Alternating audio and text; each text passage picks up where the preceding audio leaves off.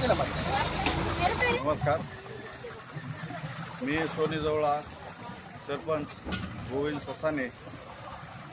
गावामध्ये जलजीवनची योजना शासनाने कार्यान्वित केलेली आहे, परंतु अजून पाणी गावाला आलेलं नाही। आणि धनेगावची पाईपलाईन ही पूर्णतः जीर्ण झाली, कालबाह्य झाली। त्याच्यामुळं 8 दिवस पाणी आलं तर 4 दिवस बंदच असते। म्हणून कायमस्वरूपी गावासाठी शेतातील पाणी 3 किलोमीटरवरून आणलं।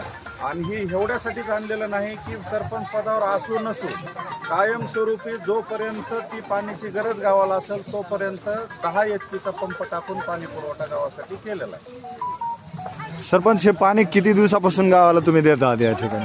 आता ही पाणी जवळपास 4 महिने झालं पाणी देतात। आणि ह्याचा विशेष म्हणजे आपण अधिग्रहणासाठी प्रस्ताव शासनाकडे दिलेला नाही। मग आता हे विहिरीवरून आहे की बोरवरून आहे?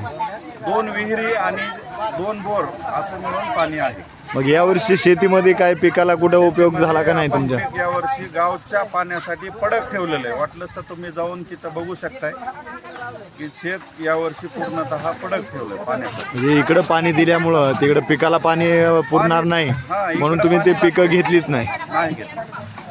मग आता हे किती दिवस चालणार असा प्रकार? आता जोपर्यंत गावाला पाणी लागणार आहे तोपर्यंत गावाला ती पाईपलाईन कायमस्वरूपी केली। आपण डायरेक्ट विहिरीमध्ये बटन दाबलं तर इथंच पाणी येत आहे डायरेक्ट, कुठेही त्याला कॉक सोडलेला नाही। किती किलोमीटर पाणी पाईपलाईन असली? सगळं मिळून 3 किलोमीटर पाईपलाईन आहे। गावात हे असे पॉईंट किती ठिकाणी काढले तुम्ही? 2 ठिकाणी काढलेत। एक इथं मसोबा मंदिर आहे आणि दुसरं हनुमान मंदिर जिल्हा परिषद शाळा, तिथं एक कॉक काढलेला आहे। आणि तिथं 5000 लिटरची टाकी ठेवलेली।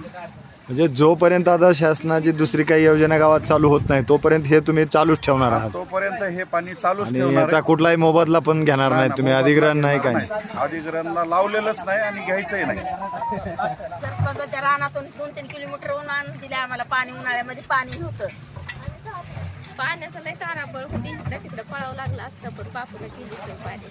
त्यांनी 2-3 किलोमीटर त्यांच्या शेत नदीला पाणी प्यायला आणलं। पाणी कुणाचंच नाही आता सध्याला, तर बघा फक्त हे सरपंचाचं पाणी आहे। पाणी नसताना तर कायच करायचं होतं आम्ही, गाव सोडून जायला लागलं असतं। तर हे सरपंचाच्या शेतामधलं पाणी आहे? शेतामधलं पाणी आहे। मग सरपंचांनी शेतात काय पिकं केली नाहीत का त्या पाण्यावर? त्यांचं पाणी तिकडलं पिकाचं कसं आहे जमिनीचं? तिथं काय आता करणार आहे? तिकडे पाणी जे आहे ते उघडून द्यावंच लागणार आहे प्यायला।